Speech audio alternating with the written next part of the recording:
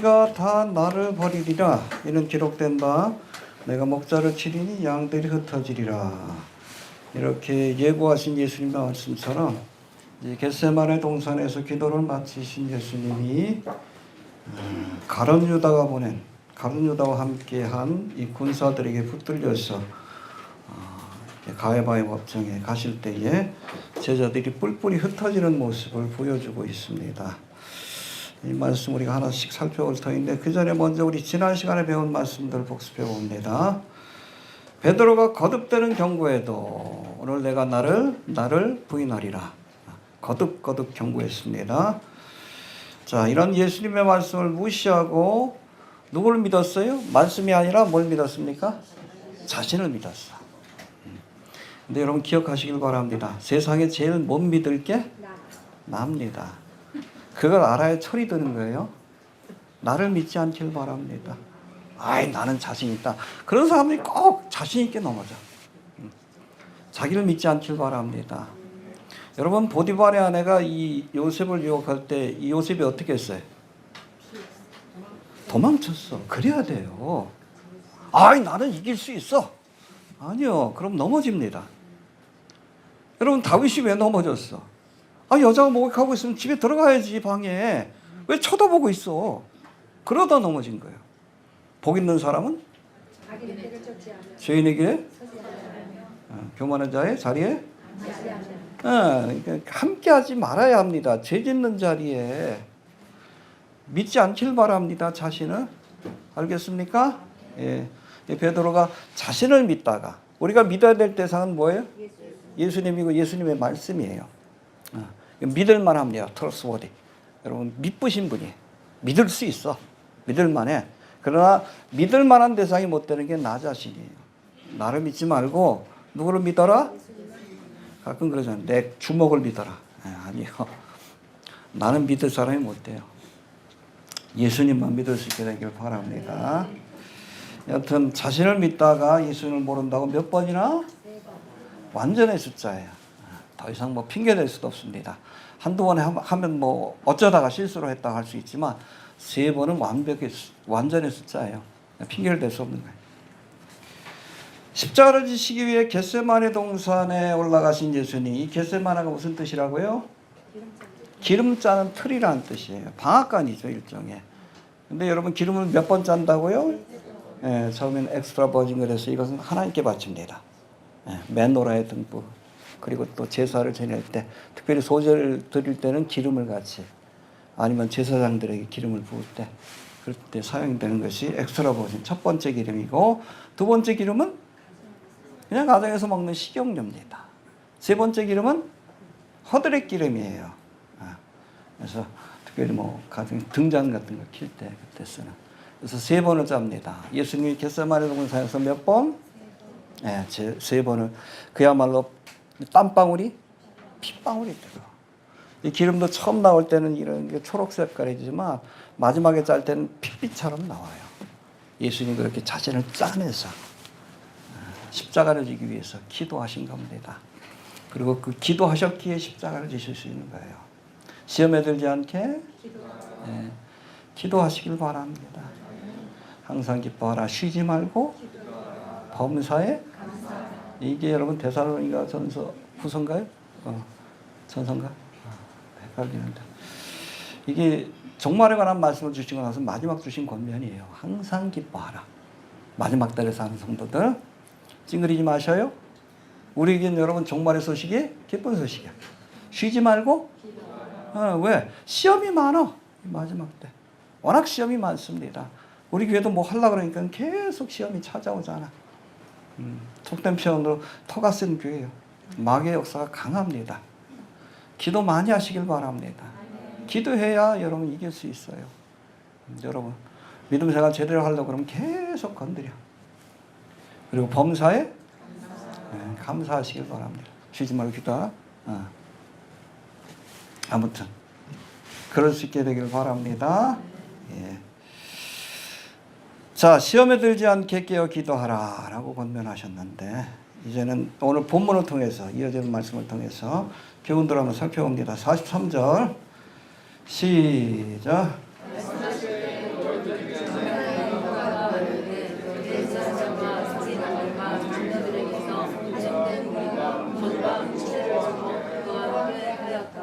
예, 열둘 중에 하나인 유다가 누구요? 가룟 유다. 뭐 다른 유다도 있으니까. 열둘 중에 하나라는 말씀이 계속 반복이 돼요. 10절에도 20절에도 오늘 보면 43절에도 열둘 중에 하나인 너희가, 열둘 중에 하나인 가룟 유다가 계속 반복이 됩니다. 이게 왜 반복이 되는가? 세 번이나 반복이 되잖아요. 우리도 가룟 유다가 될 수 있다. 아니면 처음부터 나도 가룟 유다일 수도 있다라고 스스로 살펴볼 수 있어야 돼요. 열둘 중에, 그렇죠, 제자들 중에 가룟 유다가 있었어요.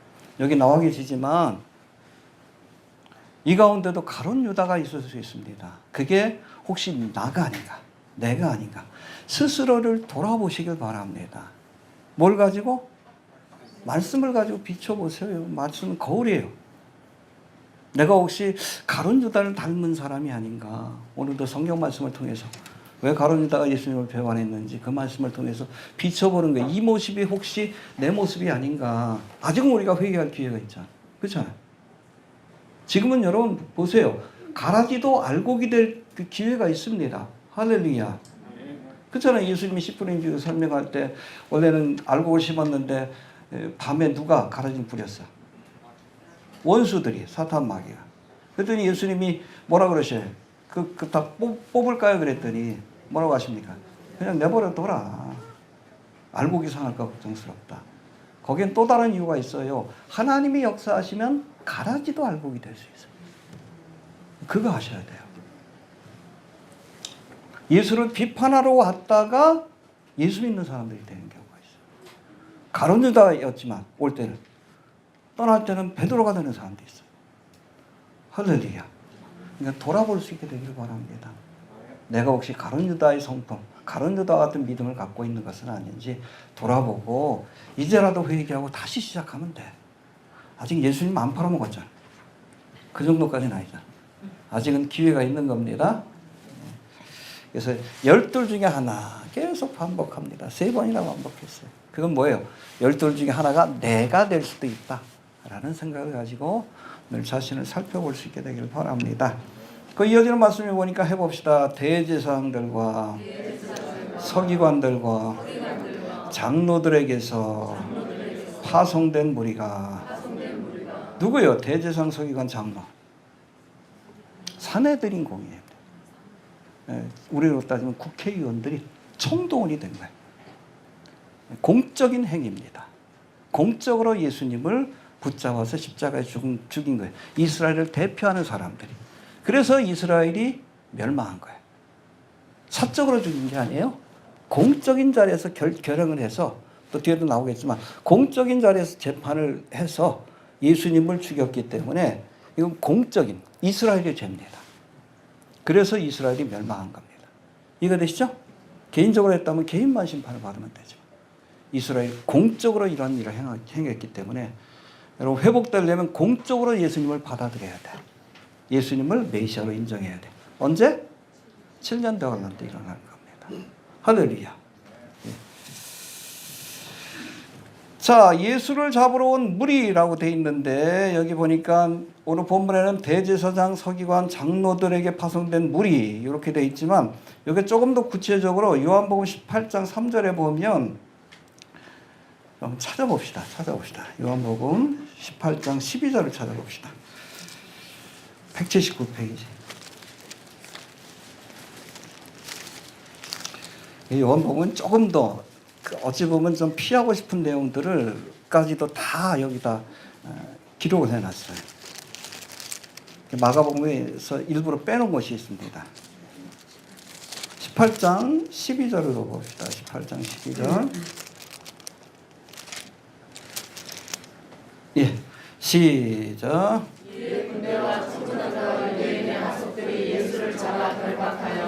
예, 여기 유대인의 하속이 바로 대제사장, 서기관, 장로들이 파송한 무리고 여기만 있었던 것이 아니라 누가 있었어요? 군대. 누구의 군대예요? 로마의 군대예요. 그리고 누가 있었습니까? 천부장. 1000명의 군사를 거느리는. 그러니까 적어도 여러분 예수님 붙들어 가려고 했을 때 천부장이 동원될 정도로 많은 로마 군대가 거기 동원이 된 거예요. 적어도 수백 명. 대제사장의 하속들뿐 아니라 이건 사병이죠. 공적인 명사들인 이 천부장의 군대까지 동원됐다. 로마도 함께했다. 라는 것을 우리가 알 수 있는 겁니다. 이해가 되시죠? 예. 그래서 로마가 망한 거예요. 이해가 되십니까? 예. 자, 그렇게 보면 그 군대 규모만 해도 천부장이 동원될 정도니까 뭐 수하 있는 사람 다 데려가지는 않았겠지만 천부장이라면 뭐 1000명의 병사를 책임지는 사람이니까 최소한 수백 명이 되었다는 것을 우리가 알 수 있는데 천부장이 이끄는 로마 병사까지 동원된 것을 보면 이 천부장을 책임진 사람이 누구예요? 로마 군대? 로마 총독이지. 누구? 빌라도예요. 그러니까 예수님 잡으러 간다는 거 빌라도가 알았어 몰랐어? 알았지. 미리 협조를 구했겠지. 우리 가지고는 안 됩니다. 또 무리들이 덤빌 수 있으니까 군대가 필요합니다. 대제사장이 얘기를 했겠지. 공식적으로. 그러니까 천부장까지 동원을 시켰지. 내준 거예요. 근데 여러분, 빌라도가 예수님을 대제사장이 붙들어 가려고 한다는 걸 알았어. 그러니까 예수님도 빌라도의 법정에 재판을 받으러 온다는 것을 미리 알고 있었던 거예요. 이해가 되시죠? 미리 알고 있었던 겁니다. 그럼 우리가 어떻게 할 수 있어요? 여러분 15장 1절을 봅시다. 15장 1절.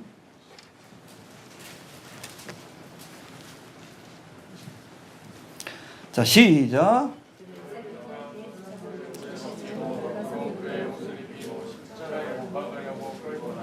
예, 여러분 대제사장들이 1차적으로 예수님을 심판하고 나서 재판하고 나서 그 다음에 사형 선고는 뭐 빌라도만 내릴 수 있으니까 로마만. 그때 빌라도에게 데려갔어요. 언제? 새벽에 밤새 자지 않고 기다린 겁니다. 예수가 오기를 천부장까지 보냈으니까. 이해가 되죠? 이스라엘을 대표하는 여러분 대제사장과 사내된 공의회 회원뿐 아니라 로마를 대표하는 빌라도까지 합해서 서로가 예수님을 죽이는데 함께했다는 것을 우리가 알 수 있는 거예요. 이해가 됩니까? 로마도 망한 거예요. 이스라엘도 망한 것이고. 성경을 자세히 봐야 돼요. 근데 마가복음엔 그 로마 병사가 동원됐다는 얘기를 안 해. 왜? 민감한 시기니까. 요한복음에는 나와요. 왜? 될 대로 되라요. 어차피 핍박받고 있고 여기서 더 나아질 것도 없다. 이해가 되십니까? 그러니까 거기에 천부장도 동원되고 로마 군대도 동원됐다는 걸 자세히 기록된 거예요. 마가복음을 기록할 땐 예민한 시기니까. 혹시 이 일로 인해서 로마로부터 핍박을 받을까 봐 피한 것이고 요한복음은 뭐 이제 뭐 갈 때까지 간 거지 뭐. 뭐 더 이상 뭐 핍박받을 것도 없어. 그러니까 거기에다 구체적으로 빌라도도 개입했고 로마의 군대도 공식적으로 개입했다는 것을 기록으로 남긴 겁니다. 그래서 로마가 망한 겁니다. 이해가 되시죠? 자, 44절 봅시다. 44절 시작.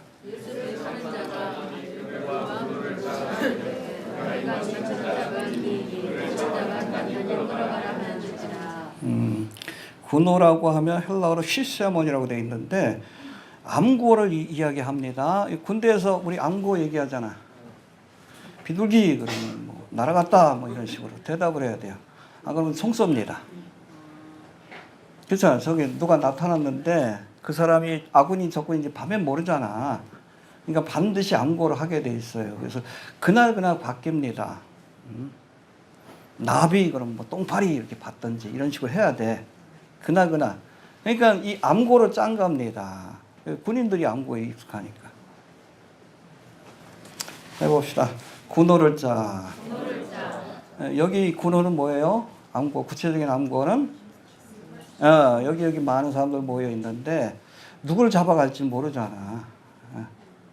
그러니까 이 가론유다 뭐 갑니까? 야, 내가 먼저 입을 맞출 테니까 그 사람부터 가면 된다. 알려준 거예요. 근데 여러분 예수님 당시 입맞춤은 친구들이나 사제 간의 깊은 애정과 존경의 표현입니다. 사랑의 표현이에요. 존경의 표현입니다. 이런 수단이었는데 이런 입맞춤이 예수님을 넘겨주는 배반의 신호로 사용됐다는 거예요. 참 사악하죠. 가룟 유다가 예수를 넘겨준 행위도 사악하지만 그 방법도 얼마나 가증하고 사악합니까? 애정의 표현 아니에요. 입으로는 사랑을 이야기하면서 마음으로는 칼을 갈고 있는 거예요.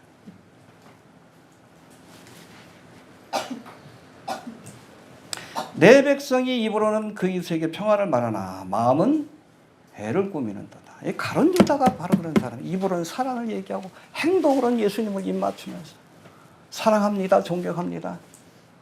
마음엔 뭐가 있어? 돈 벌었다. 은 30이네.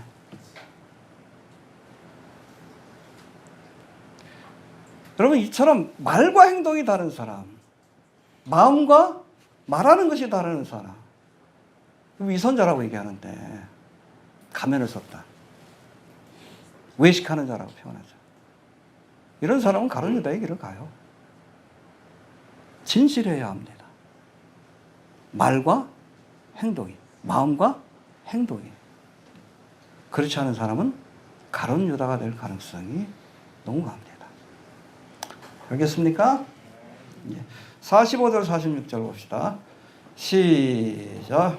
이어서 곧 예수께 나와 라비하고 입을 맞추니 저희가 예수께 손을 들어 잡거늘. 두 가지 주목해야 되는데, 예수님을 넘겨주기에 가룟 유다가 예수님 옆에 나와서 뭐라고 부릅니까? 다른 제자는 뭐라고 불렀어요? 주여, 아도나이. 3년을 따라다녀도 예수님을 랍비로밖에는 알지 못한 거예요. 결정적인 순간에 예수를 팔아넘긴 겁니다. 그렇죠? 우리 지난 시간 살펴봤지만 최후의 만찬을 나누시면서도 너희 중에 한 사람이 나를 팔리라. 그러니까 돌아가면서 뭐라고 했어요? 주여 내니까 아도나이. 3년 동안 예수님을 따라다니면서 11제자는 그래도 예수님이 하나님의 아들 메시아 아도나이라는 것을 깨달은 거예요. 그러니까 아도나이라고 고백하잖아요. 주여. 그때도 여러분 가룟 유다는 예수님을 랍비여 내니까. 여러분 아무리 교회를 오래 다녀도 또 신앙생활을 오래 해도 아도나이 대신 예수님을 못 만난 사람은 가룟 유다가 될 수 있어요. 평생을 신앙생활해도 예수님을 아도나이가 아니라 성자 하나님이 아니라 그저 내가 믿고 따라가야 될 스승, 랍비로 생각하는 사람들이 있어요. 이번에 킹 오브 킹스 영화가 그거예요. 예수님은 아도나이로 묘사한 게 아니에요. 구세주로 묘사한 게 아니에요. 하나님의 아들로 묘사한 게 아닙니다. 랍비로 묘사하고 있어요. 나도 예수님처럼 살아야 되겠다. 스승으로 묘사하고 있어요. 아니요. 그 이상입니다. 우리에게 본을 보여주시기 위해 오신 게 아니에요. 1차적인 목표는 우리를 구원하기 위해 자신의 보혈의 피로. 그 예수님은 아도나입니다. 내가 곧 길이요 진리요 생명이니 에고에임이라고 표현해요. 에고에임이. I am이에요. 그게 여호와라는 표현입니다. 요한복음 계속 강조해. 나는 포도나무다. 에고에임이 I am. 이게 여호와라는 뜻이에요. 근데 그렇게 3년 동안 따라다니고 그 기적을 보고 또 예수님의 말씀을 들으면서도 아직까지 랍비로 여겨. 그런 사람은 여러분 가룟 유다처럼 결정적인 순간에 예수를 팔아먹어요. 그 영화 굉장히 전 위험스럽다고 봐요. 예수. 이거 찰스 디킨스 자체가 그래요. 예수님을 그냥 랍비로 여기는 사람이에요. 우리가 본받고 따라야 될 선한 선생님. 그 다른 복음이요. 성경에 그런 말이 있어. 랍비라고 얘기하는 사람들 가룟 유다예요. 구원 못 받습니다. 아도나이 대신 예수님을 만나야 돼요. 처음에는 랍비로 알고 예수님 앞에 나왔다 할지라도 반드시 여러분 신앙생활하는 와중에 아도나이 대신 여호와 하나님 성자 하나님 대신 예수님을 만나야 돼요. 그렇지 않으면 가룟 유다가 돼요. 고백할 수 있게 되길 바랍니다. 주는 그리스도시요 살아계신 아도나이 성자 하나님을 만나시길 바랍니다. 그저 우리의 스승 랍비가 아니라 기적을 베푸는 특별한 스승이 아니라 천지를 창조하시고 우리를 구원하시는 아도나이라는 사실을 여러분들 깨달을 수 있게 되길 바랍니다. 그래도 11명은 깨달았잖아. 그죠? 근데 가론유다가 깨닫지 못했어. 그러니까 예수를 배반한 거예요. 그 믿음은 오래가지 못합니다. 자, 본문에서 보니까 우리 봅시다. 45절 다시 한번 봅시다. 시작.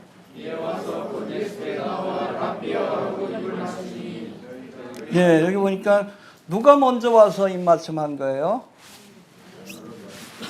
가론유다죠. 근데 여러분, 유대인의 그 예법은 사제 간의 애정을 표현할 때는 반드시 스승이 아랫사람한테 입맞추게 돼 있어요. 이해가 되시죠? 함부로 제자가 스승한테 다가가서 입맞추는 거 결례예요. 근데 그렇게 한 거예요. 왜? 마음이 급하니까. 아까도 얘기했듯이 여러분, 예수를 팔아넘기는 행위 자체도 잘못됐지만 방법도 사악한 겁니다. 급하니까. 이해가 되시죠? 버릇없는 거예요. 근데 마음이 급하니까 빨리 넘겨야 되니까. 누가 먼저 입맞춤해야 된다고요? 스승이. 윗사람이 아랫사람한테 입맞추면 같이 입맞추는 거지. 아랫사람이 한다는 건 아니, 뭐 그걸 몰랐겠어, 유다가? 근데 급하니까 그 방법을 쓴 거예요. 급하니까. 네, 그래야 알려줄 수 있으니까. 가론유다가 예수님을 팔아넘긴 행위 자체도 악하지만 그 과정과 방법도 아주 교활하고 불의한 방법을 사용했다는 것을 우리가 알 수 있다는 거예요. 이해가 되시죠? 예. 47절 봅시다. 시작.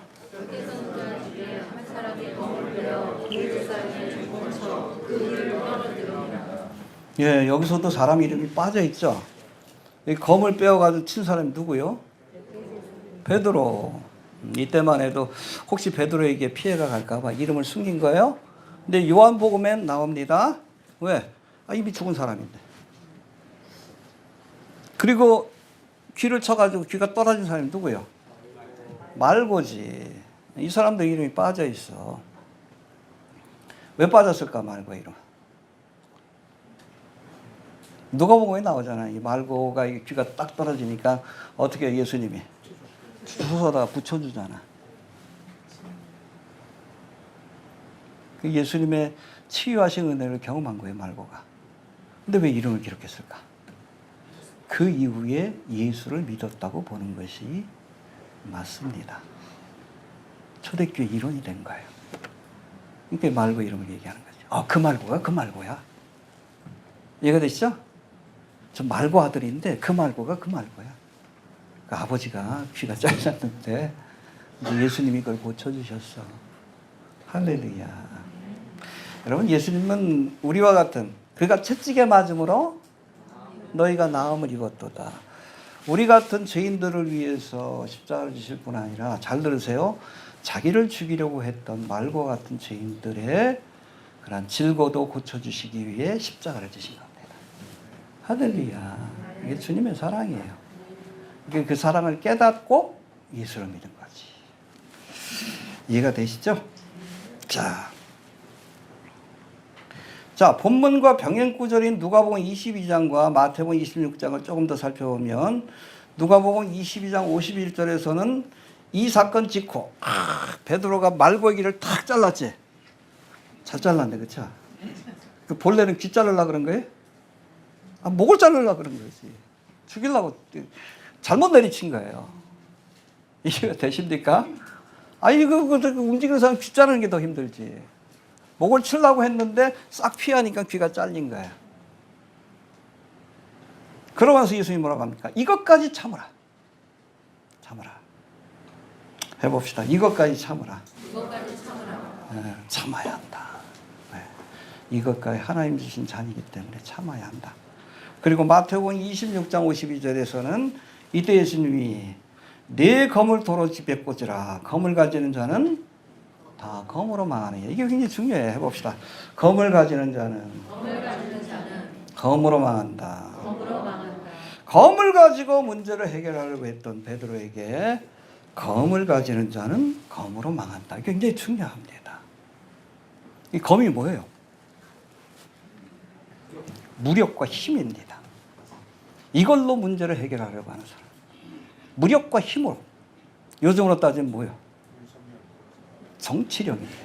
정치라는 힘을 가지고. 왜 휘둘렀어요? 베드로가? 예수님을 지키고 하나님의 나라를 세우기 위해서. 지금도 무력을 가지고 정치적인 수단과 방법을 가지고 하나님의 나라를 세우려고 하는 자도 있어. 그게 가룟 유다의 후예예요. 많잖아. 이 정광훈이하고 정동수. 그게 바로 이 칼을 가지고 하나님의 나라를 세우게 했던 가룟 유다의 후예들이에요. 칼을 쓰는 자는 칼로 망합니다. 역사가 보여줘요. 칼로 세워진 나라들. 바벨론, 바사, 헬라, 로마. 칼로 망했잖아. 교회도 칼로 세우려고 하는 사람도 있어. 정적인 힘을 가지고. 여담이지만 김정한 목사가 나이가 94세인가 그래요? 92세인가? 34년생이니까? 그렇죠? 정정하자. 근데 이 양반이 참 그래. 그렇게 한국교회를 대표하면서 잘 나간 이유가 있어요. 그 뒤에 미국의 네오콘 세력이 있기 때문에 그래. 그래서 뭐 오래전부터 얘기가 있었습니다. 네오콘의 하수인이 CIA니까.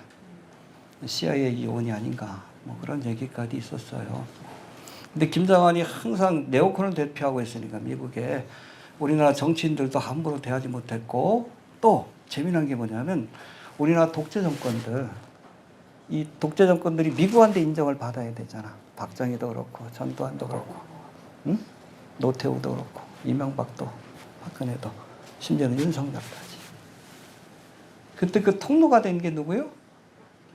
김정한이에요. 김정한. 네오콘을 대표하는. 그래서 뭐 어려운 때 전두환이 뭐 정적으로 위기 있을 때 그때 나서가지고 전두환을 이렇게 좀 해주고, 또 미국에도 얘기를 잘해주고, 또 이번에 윤석열이 어려울 때 언제 제일 어려웠어? 선거 치를 때 왕자 세겠다. 그런 윤석열을 불러다가 어느 자리? 우리나라 대표하는 목사들이 다 모인 자리에 불러다가 안수기도를 해준 거예요. 윤석열. 이걸 희석시켜주기 위해서. 또 김건희가 한참 문제가 될 때, 그래서 쪼로 찾아간 게 누구예요? 김정환이에요. 기도해주고. 근데 여러분 그거 아시길 바랍니다. 우리 김정한 씨가 꼭 무슨 일을 해줄 때는 청구서가 들어가게 돼. 박정희 때도 그랬고 노태우 때도 그렇고 뭐 전두환 때도 그렇고. 이번에 청구서가 들어간 거예요. 무슨 청구서? 최혜동 사건 때 임성근 사단장 장로인가 그럴 거예요. 그러니까 뭐 그것만 아니겠지. 그러니까 청구서 중에 하나를 윤석열한테 내민 거예요. 야, 넌 나 때문에 대통령 됐잖아. 미국에 인정받았잖아. 요 정도 해줘야지. 그러니까 윤석열이 무리해가지고 최혜동 사건을 덮으려고 한 거예요. 그 임성근 사단장 때문이 아니라 김정한 때문에 그렇게 된 거예요. 전형적인 여러분 칼로 세력을 키워왔던 사람들입니다. 김정한 목사만 그래요? 한국 대형 교회들이 좀 그래왔어요. 대대로 전두환이 권력 잡으면 전두환 옆에서 박정희 권력 잡으면 윤석열 옆에서 옛날엔 그게 통했어. 근데 인터넷 시대니까 그게 다 드러난 거예요. 검으로 세워진 교회입니다. 검으로 망하고 있는 거예요.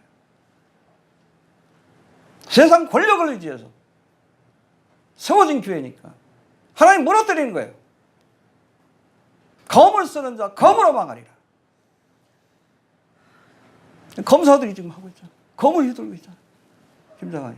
전 봤어요. 지난번에 그 동상 세울 때부터 이 양반 말년이 안 좋겠다. 드러내시는 거 아니에요. 김정한이가 뭘 가지고 지금까지 자신의 권력을 유지하고 한국교회가 뭘 가지고 이게 성장을 유지했는지 알잖아요. 지금 다 드러나고 있잖아요. 검으로 세워진 나라예요. 검으로 세워진 교회. 검으로 망하고 있잖아. 세상 정치 권력에 의해서 망하고 있잖아요. 이게 뭐를 위해 세워진 일입니다. 망해야 된다면 빨리 망해야 돼. 다시 세워야 합니다. 세상의 검이 아닌 성령의 검으로. 이해가 되시죠? 네. 자꾸 뜨네.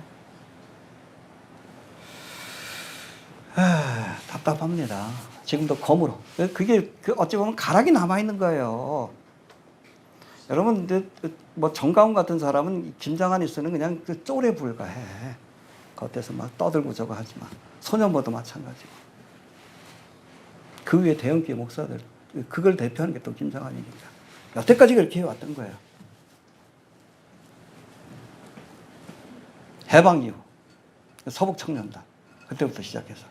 그 뒤에 CIA가 있는 거고. 네오콘들이 있는 거고. 그렇게 성장을 했는데, 검으로 세워진 교회가 검으로 망하고 있는 거예요.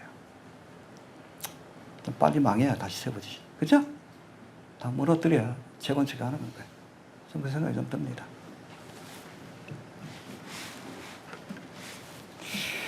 답답합니다. 예.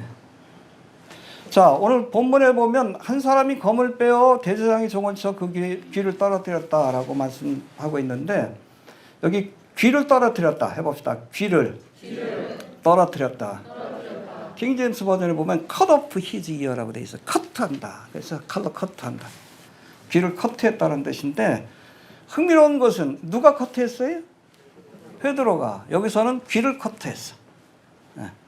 원래 목을 잘라고 했죠. 이 사도행전을 보면 말고의 귀를 커트했던 이 베드로가 또다시 사람들을 커트하는 장면이 나와요.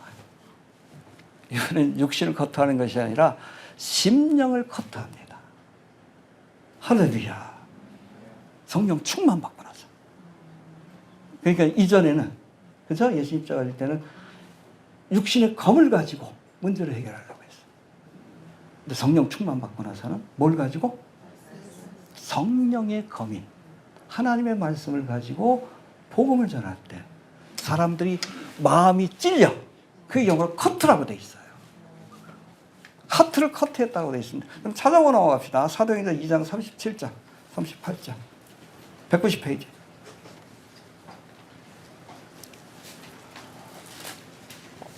오순절 마가다락방에서 성령 충만 받은 베드로가 거기 모이는 사람들이 술 취한 거 아니냐 그러니까 그들에게 설교를 합니다. 사실은 하나님 원하는 메시아인데 너희가 죽였다. 설교가 끝나고 나니까 어떤 역사가 나타났어요? 2장 37절 시작.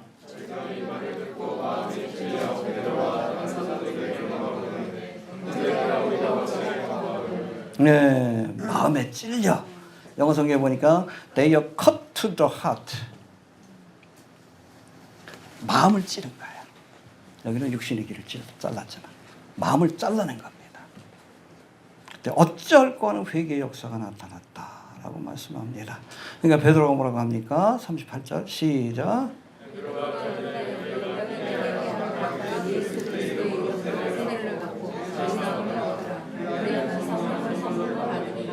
예, 예전에는 육신의 검을 가지고 그렇게 하나님의 나라를 세우려고 했던 베드로가 이제는 뭘 가지고?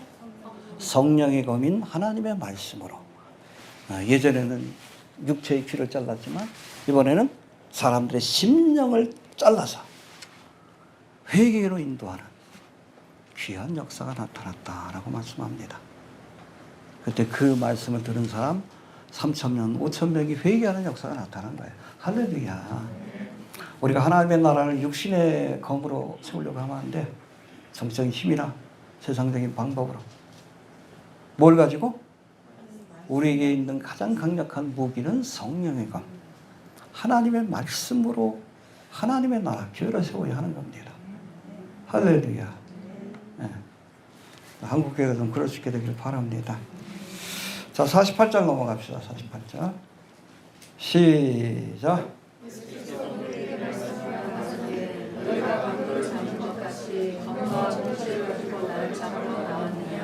예, 검과 몽치를 가지고 망치예요.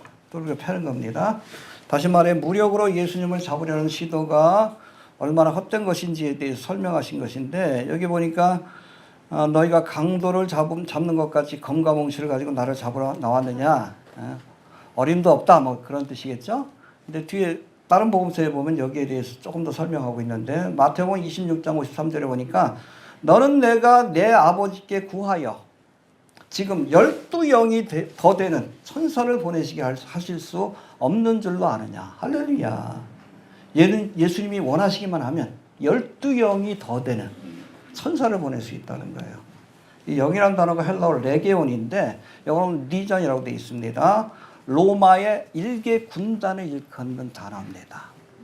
병사가 몇 명? 6,800명. 그리고 여기에 말이 726마리가. 그러니까 6,100명 가운데 기병이 포함되어 있는 거예요. 한 800명 정도. 이해가 되시죠? 엄청나죠? 군단이에요, 군단. 근데 이게 12군단이면 숫자만 해도 7만에서 8만 명입니다. 천사 7만에서 8만을 지금이라도 동원할 수 있다. 여러분 천사들이 얼마나 싸움을 잘합니까?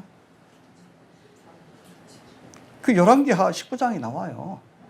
히스기야가 사내위 군대 18만 5천 명이 이렇게 둘러서고 있으니까 하나님 앞에 기도하잖아. 제가 하나님을 모독합니다. 어떻게 해야 되겠습니까? 근데 하나님이 그때 사내위 군대 18만 5천 명을 하룻밤 사이에 죽이셔요. 누구를 통해? 몇 명? 한 명. 1대 18만 5천 명. 근데 이 천사가 몇? 7만에서 8만을 동원할 수 있다 그러니까. 얼마든지 할 수 있다는 거예요. 해봅시다. 얼마든지 힘과 권세가 있다. 아니 수백 명 모이는 거 병사들 천사 하나만 해도 뭐 다 해결되는데. 그런 천사를 내가 7만 명, 8만 명을 동원할 수 있다. 힘이 있지만 하지 않는 거예요. 해봅시다. 힘이 있지만 쓰지 않았다. 왜? 하나님의 뜻을 이루기 위해서. 아무리 우리에게 힘과 능력이 있어도 하나님의 뜻이 아니면 내려놓을 수 있어야 합니다. 어줍지 않은 그 목사들이 괜히 세상적인 힘을 의지해서 문제를 해결하려고 하죠. 여러분 힘과 권세는 잘 들으세요. 하나님의 뜻을 이루는 데만 사용해야 합니다. 아무리 내가 힘이 있고 권세가 있다 할지라도 이 힘과 권세를 가지고 하나님의 뜻이 아닌 내 욕심을 이루기 위해서 사용하면 하나님이 기뻐하지 않습니다. 버리십니다.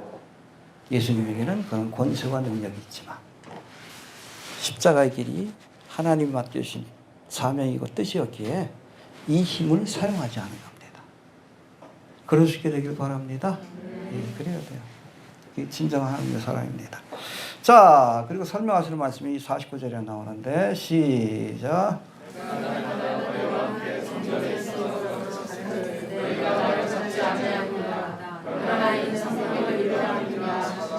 네, 성전에 있을 때 공개적으로 말씀하시고 대화도 하고 토론도 하고 그랬잖아. 돌아가면서 서기관도 나오고 뭐 바리새인도 나오고 사두개인도 나오고. 그때는 잡지 못했어요. 잡지 않은 것이 아니라 잡지 못한 거지. 예? 사람들 눈치도 보고. 근데 이제는 너희가 나를 잡으러 왔다. 왜? 성경을 이루기 위해서. 할렐루야. 믿습니까? 예. 내게는 능력이 있지만 얼마든지 저 병사들을 물리칠 수 있는 천사 한 사람이면 되는데 7만에서 8만까지 동원할 수 있지만 그러나 하나님의 뜻을 이루기 위해 성경의 뜻을 이루기 위해 성경을 이루기 위해서 이제는 자신을 내어주셨다. 그렇게 봐야 합니다. 알겠습니까?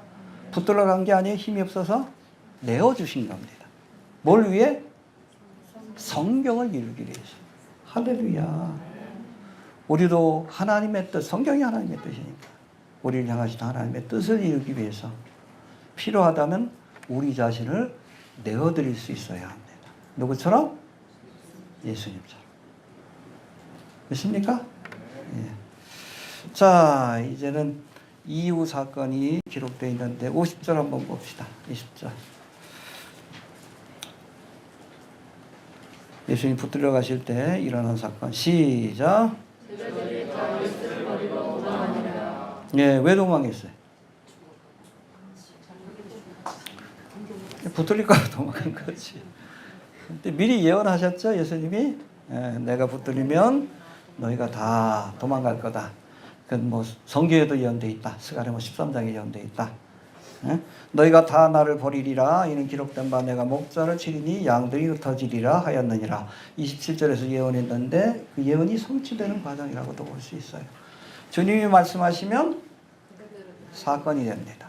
할렐루야. 우리가 지금 지켜보고 있잖아요. 중동 땅에서도. 주님이 말씀하시면 사건이 됩니다. 할렐루야.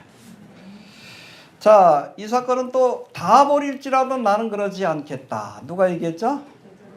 도망갔잖아. 차라리 그냥 아예 도망갔으면 좋은데 뒤에 설명하지만 멀찍이 쫓아왔다가 예수는 3번이나 부인한 거예요. 그러니까 우리가 나 자신을 믿으면 안 됩니다. 할 수 있다, 할 수 있다, 할 수 있다. 이게 긍정의 의미예요. 그러다 예수님을 부인하는 거예요, 3번이나. 나는 믿을 만한 존재가 못 된다. 할 수 있다는 걸 믿으면 안 돼. 예수님이 할 수 있다는 걸 믿어요. 알겠습니까? 나를 믿으면 안 돼요. 나를 믿는 건 뉴에이지 사상. 예수를 믿는 건 참된 신앙이에요. 내가 믿을 만한 존재가 못 되기 때문에 예수님을 믿어야 되는 겁니다. 자, 51절, 52절 재미난 말씀이 나오는데 시작. 한천년이 벗은 몸에 배옷을 주고 예수를 따라가다가 그에게 이르되 내 옷을 벗어 벗은 몸으로 도망하니라. 네, 이 장면이에요. 한 청년이. 여긴 팬티를 입혀놨는데 윤석열도 아니고. 원래 그 다 벗은 거예요? 혼입을이라고 돼 있죠? 그 원래 원어를 보면 다른 성경에서는 이걸 클로스라고 해석하기도 합니다. 그 세마포 옷 혹은 세마포 이불. 이 두 가지로 다 해석이 돼요. 이 청년이 누구예요? 누구예요? 몰라. 성경 안 나와 있잖아. 근데 대부분의 학자들은 마가였을 거라고 봅니다. 마가복음의 저자가 요때 요 나이에요. 영재 나이 정도 된 거예요. 그 나이 때. 왜 이런 해프닝이 일어났는가? 우리가 좀 생각을 해봐야 돼요.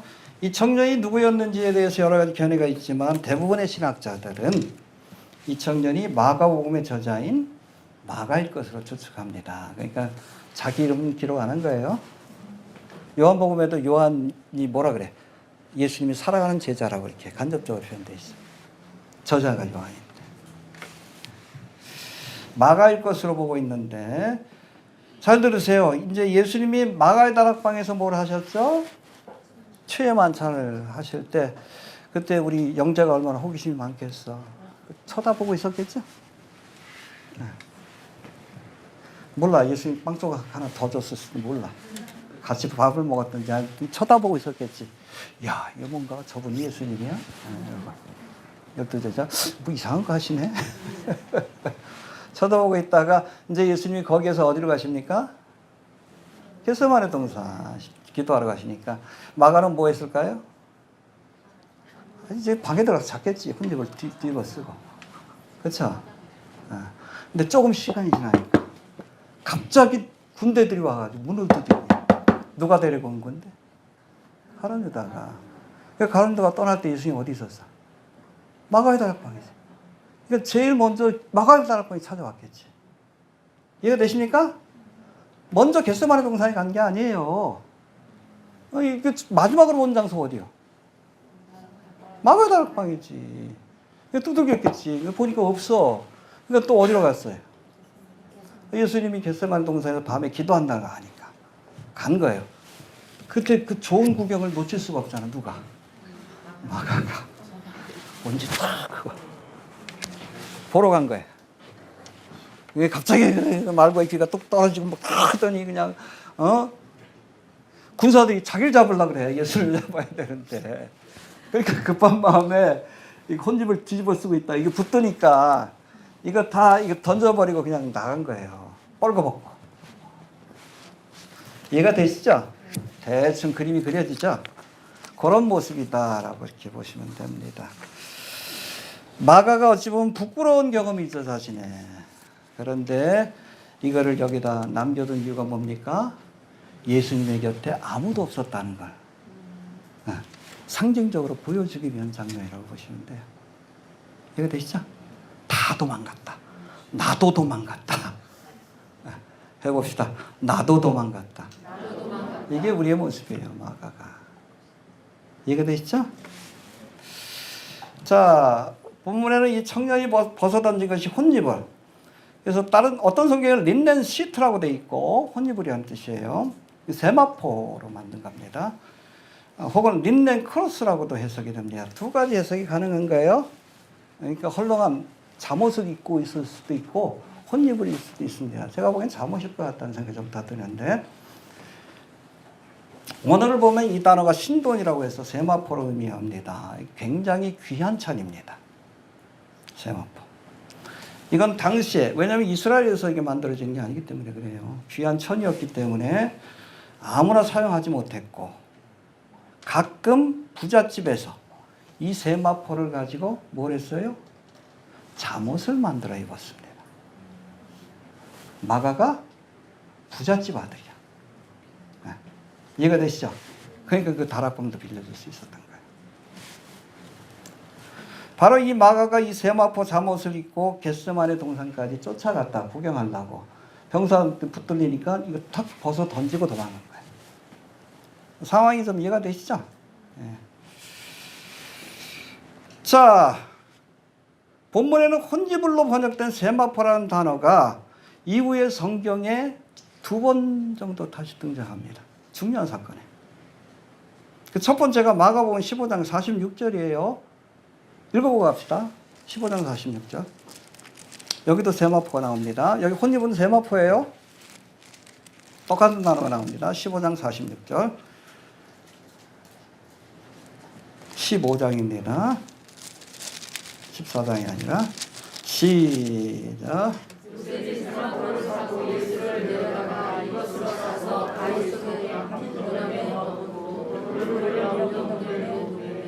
네. 뭐 할 때 세마포를 썼어요? 예수님의 십자가에 죽으신 예수님의 몸을 감싸서 무덤에 안치할 때 세마포로 감싼 겁니다. 요새 부자니까 그렇게 할 수 있었던 거예요. 이해가 되시죠? 여러분, 마가에게 있어서 이 세마포는 수치의 상징이에요. 부끄러움의 상징입니다. 근데 그거를 누가 담당하신 거예요? 예수님이.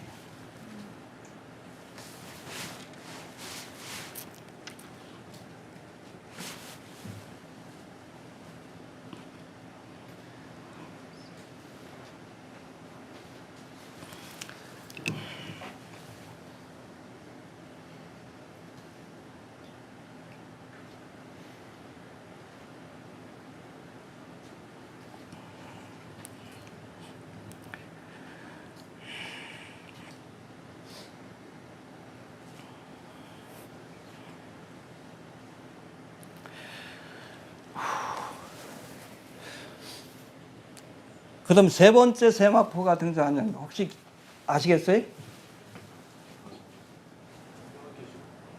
혹시 아십니까? 요한계시록에 나와요. 19장에 나옵니다. 19장 8절. 419페이지인데 19장 8절. 읽어봅시다.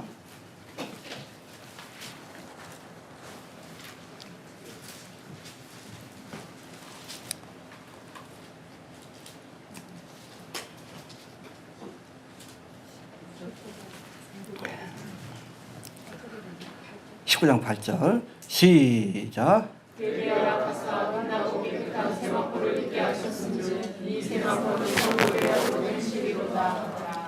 예, 어린 양의 혼인잔치가 벌어질 때에 성도들에게 이 세마포 흰 옷을 입혀줍니다. 할렐루야. 네, 신부의 옷이에요. 영광과 기쁨의 옷입니다. 할렐루야. 잘 들으세요. 마가에게 있어서 세마포는 수치의 상징이에요. 예수님이 시체를 감싸신 그 세마포는 여러분 대속의 상징입니다. 대신 짊어진 거예요. 그리고 요한계시록에 나오는 이 세마포는 영광의 상징입니다. 할렐루야. 수치의 세마포가 영광의 세마포로 바뀌어진 거예요. 뭘 통해?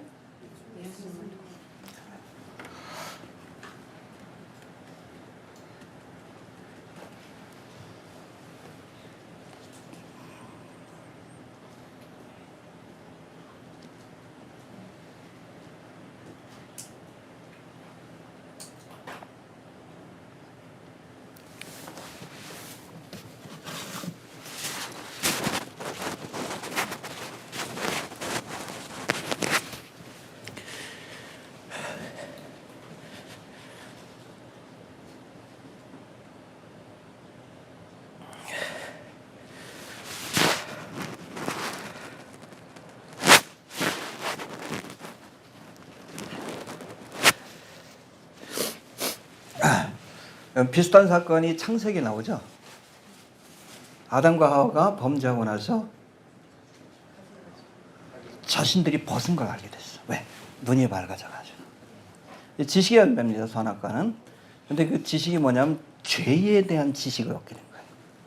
그때부터 부끄러워지기 시작합니다. 그래서 어떻게 해요? 무화과 나무로 해가지고.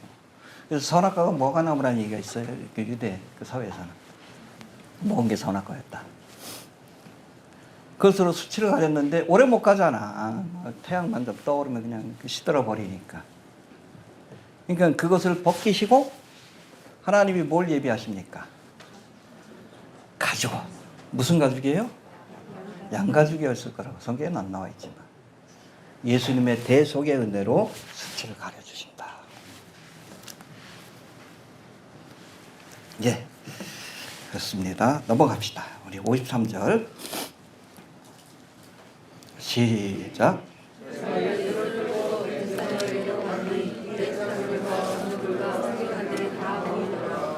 예, 그러니까 예수님을 겟세마네 동산에 붙들어서 대제사장 그 뜰로 데려간 겁니다. 근데 거기에 누가 모였어요? 대제사장들과 장로들과 서기관들. 누구예요? 이게? 사내들인 공유예요. 공적인 재판이 열린 겁니다. 공식적인 재판이. 그리고 이스라엘 대표하는 사람들이 판결을 내렸기 때문에 이 판결은 이스라엘의 판결이에요. 거기에 대한 책임을 누가 집니까? 이스라엘 전체가 짊어지는 거예요. 빌라도의 판결은 누구를 대표해요? 로마를 대표합니다. 그러니까 이스라엘도 망하고 로마도 망한 거예요.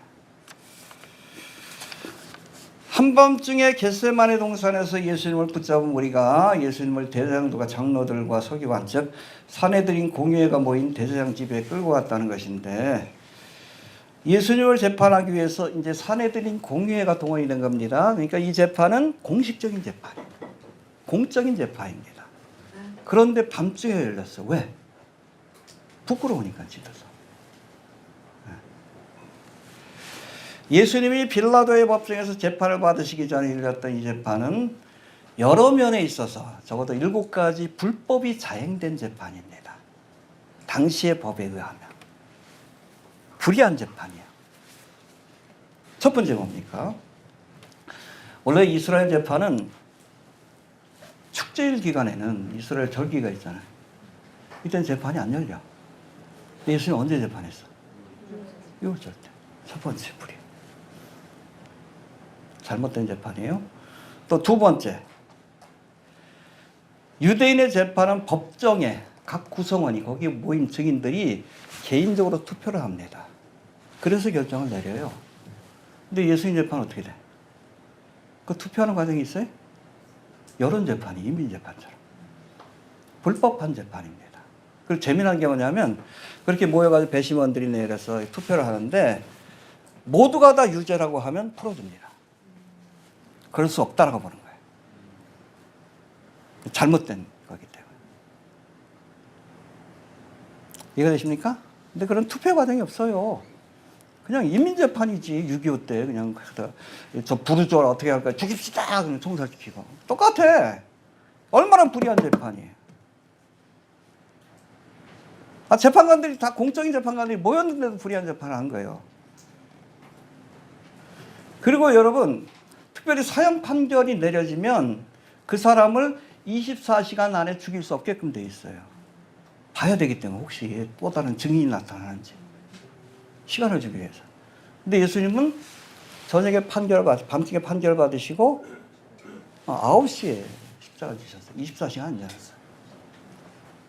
네 번째 불입니다. 또 네 번째죠, 이게. 유대인들에게는 사형을 내리는 방법이 없으니까, 로마의 지를 받았으니까, 이걸 또 누구한테 이첩을 시킵니까? 빌라도에게. 이것도 잘못된 재판입니다. 유대인들을 판결하면서, 종교재판에서, 거기서 끝내지 않고, 누구에게? 빌라도에게 부탁을 해서, 어쩌면 십자가형을 받아내려고 한, 이 과정 자체가 불의한 겁니다. 그리고 다섯 번째, 재판이 언제 일어났어요? 언제 재판했어요? 밤중이에요. 밤중엔 재판 못하게 돼 있어요. 여러분 그렇죠? 밤에 글을 썼는데 낮에 보면 어때? 창피해서 못 보잖아. 감정적인 것들이 개입될 수 있기 때문에 그래서 재판은 반드시 언제? 낮에 하게끔 돼 있어요. 밤에 재판 못합니다. 근데 예수님은 밤에 재판을 받으셨어요. 이게 다섯 번째고, 그리고 여섯 번째는 뭔가, 이때도 여러분 누가 죄인이라 그러면 변호인들이 있어야 돼요. 그렇지 않다라고 이 사람은. 변호해주는 사람이 있어야 되는데 있었습니까? 없어요. 그리고 마지막으로, 지금도 그렇지만 우리가 재판정에서 죄인에게, 피고인에게 유도 질문을 하는 경우가 있어요. 검사들이. 당신이 뭐 이렇게 했죠? 그럼 어떻게? 변호사가 이의 있습니다. 그렇죠? 네. 그 재판장은 그 유도 신문 하지 마십시오. 근데 예수님은 유도 신문으로 판결을 받으신 거예요. 내가 하나님의 아들이냐? 유도 신문한 거예요. 그러니까 예수님이 그렇다 그러니까 옷을 탁 찢더니 어떻게 해야 되겠습니까? 죽여야죠. 유도 신문을 한 거예요. 적어도 이 7가지의 불의가, 편법이 자행된 불법한 재판이었다. 그럼에도 불구하고 주님이 하나님의 뜻을 이루기 위해 십자가를 지신 겁니다. 알겠습니까? 재판 자체가 여러분 효력이 없는 거예요, 사실은. 불법한 재판이기 때문에 뭐 한두 가지만 해도 재판이 결과가 바뀔 텐데 7가지나 불법을 자행했으니까. 축제일에 하면 안 된다. 여론재판하면 안 된다. 졸속으로 처형하면 안 된다. 이방인에게 재판을 넘기면 안 된다. 또 야간에 하면 안 된다. 변호 없이는 하면 안 된다. 유도신문 하면 안 된다. 다 어긴 거예요. 7가지로. 온갖 불의와 편법이 자행된 재판입니다. 공정한 재판이 아니에요. 자, 마지막으로 54절 보고 마칩시다. 54절. 시작.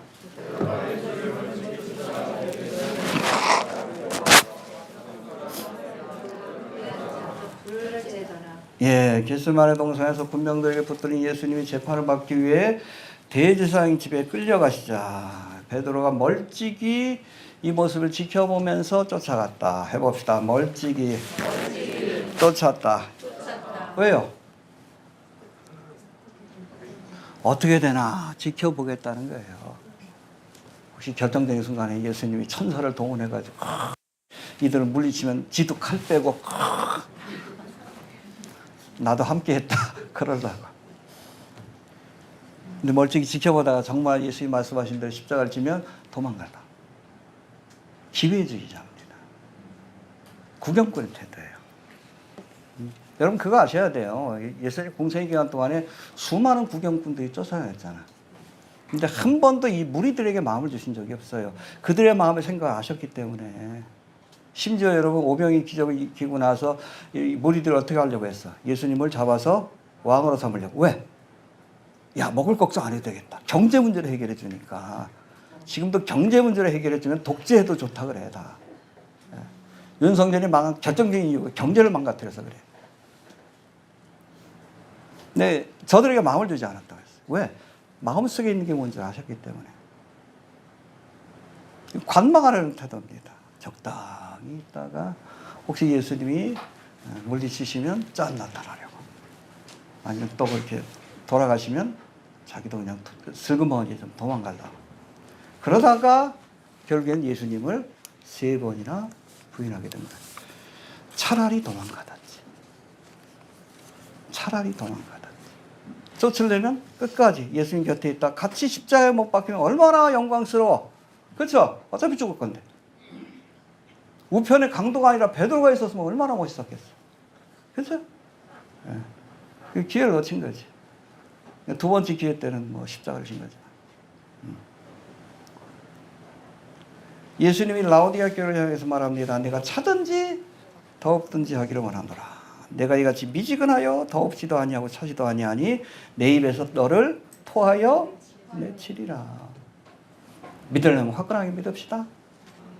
적당히 거리를 두고 믿으려고 하는 사람, 적당히 믿고 적당히 천국 가려고 하는 사람은 적당히 지옥 갑니다. 반드시 지옥 갑니다. 믿든지 안 믿든지, 차든지 더든지 분명하게 믿읍시다. 알겠습니까? 네. 미지근한 사람 싫어해. 이 라오디게아가 파묵칼레라고 지금 터키에 유명한 관광지죠. 거기 보면 흰색으로 이렇게 석회암이 이렇게 있고 보신 적 있죠? 한번 찾아보세요. 성지순례 가면 그거 보게 되는데. 그 라오디게아 교회가 2군데에서 물이 와요. 이 파묵칼레에서 온천지대에서 물이 오는 파이프가 있어. 근데 이게 통과하다 보면 뜨거웠던 물이 어떻게 돼? 미지근해져. 그리고 골로새 지역에서는 찬물이 이쪽으로 들어옵니다. 근데 골로새가 굉장히 물이 차기로 유명하거든요. 오다 보면 어떻게 돼? 데워져. 이게 미지근한 거예요. 그러니까 우리가 이 석회수라고 해도 뜨거우면 먹을 만해. 또 차가워도 먹을 만해. 미지근하면 그렇게 되는 거예요. 그러니까 믿으려면 제대로 믿고 쫓아가려면 그 십자가 지기까지 쫓아가고 아니면 차라리 도망을 가든지. 이해가 되십니까? 네. 멀찍이 쫓지 않기를 바랍니다. 쫓으려면 제대로 쫓고 아니면 세상 가서 그냥 죄짓다가 나중에 회개하든지. 이해가 되십니까? 네. 가까이 쫓을 수 있게 되길 바랍니다. 그 위에 뭐 행적에 대해서는 우리 다음 시간에 좀 살펴보도록 합니다. 자, 정리합니다. 가룟 유다는 존경과 사랑의 표현이 입맞춤으로 예수님을 배반했어. 여러분 보여지는 행동과 마음이 다른 거예요. 주님은 그런 사람들 싫어합니다. 이렇듯 예수님이 대제사장이 보낸 군병들에게 붙들려 가시자 제자들이 다 예수를 버리고 도망하였다. 성경의 예언대로 말씀합니다. 그런 제자들 가운데 군병들이 붙들기 위해 차가오자 세마포 혼니부를 벗어던지고 도망간 청년이 있었는데 누구요? 마가지. 예수님은 이 청년처럼 죄짓고 부끄러운 처지에 놓인 인생들을 구원하시기 위해 십자가를 지시고 스스로 세마포 수의를 입고 무덤에 안치되신 겁니다. 할렐루야. 수치의 상징이었던 세마포. 그 수치를 누가 담당한 거예요? 예수님이 담당하신 거예요. 그리고 우리에게는 뭘 줘요? 장차 영광스러운 세마포를 주신 겁니다. 수치스러운 세마포를 벗겨내시고 영광스러운 세마포를 입혀주실 것을 믿으시기를 바랍니다. 할렐루야. 내가 주와 함께 죽을지언정 주를 부인하지 않겠다. 호언장담했던 베드로는 십자가의 길을 가시는 예수님을 멀찍이 쫓다가 적당히 믿겠다는 생각을 가지다가 결정적인 순간에 예수님을 3번이나 부인하게 된 겁니다. 적당히 믿으면 안 돼요. 지금 마지막 때입니다. 여러분, 이 마지막 때는 기회가 한정이 되어 있다는 뜻이에요. 만물의 마지막에 가까웠으니 우리에게 주어진 시간과 기회가 짧다는 거예요. 지금 결정하세요. 아니 그냥 그 세상 즐기다가 지옥 가시든지 아니면 믿으려면 제대로 믿으세요. 기회가 안 주어져요. 더 이상. 제가 보기엔 뭐 빠르면 뭐 몇 년 안에, 늦어도 10년 안에 주님 오실 것 같은데. 우리에게 주어진 기회가 이렇게 많지 않습니다. 10년 뭐 긴 것 같죠? 아니요. 우리 블로그 시작한 지도 벌써 15년이요. 엊그제 같은데. 가끔 보면 그렇잖아요. 저도 그래요. 뭐 40대 뭐 그때 시작을 했는데. 지금 거울 보면 낯설어요. 백발이 된 노인네가 갑자기 눈앞에 있으니까. 그거 아셔요? 우리 권사님도 있지만 마음은 20대예요. 그렇죠? 근데 거울 보면 낯선 사람이 서 있어. 저희 어머님을 많이 닮아서 갈수록 낯설어. 사진 찍어 놓으면. 그런 거예요. 긴 시간이 아니에요. 10년, 20년이. 금방 옵니다. 금방 순서 와요. 젊다고 자랑하지 마십시오. 즐기십시오. 젊었을 때. 어디 여행 가도 팔다리가 아파가지고 이제는 경치가 눈에 안 들어와. 다리가 아픈데 어떡해. 허리가 아프고. 누울라 그러면 어깨가 아프고 그런데. 노세 젊어서 노세. 아무튼 우리에게 좋은 시간이 이렇게 많지 않습니다. 지금 역사적인 종말이 가까웠어요. 개인적인 종말뿐 아니라. 끝까지 제대로 믿읍시다. 우리 옆에 분랑 인사 나눕시다. 제대로 믿읍시다. 열심히 믿읍시다. 그럴 수 있게 되기를 바랍니다. 자, 다 같이 기도합니다. 하나님 은혜를 감사합니다. 오늘도 귀한 말씀을 통해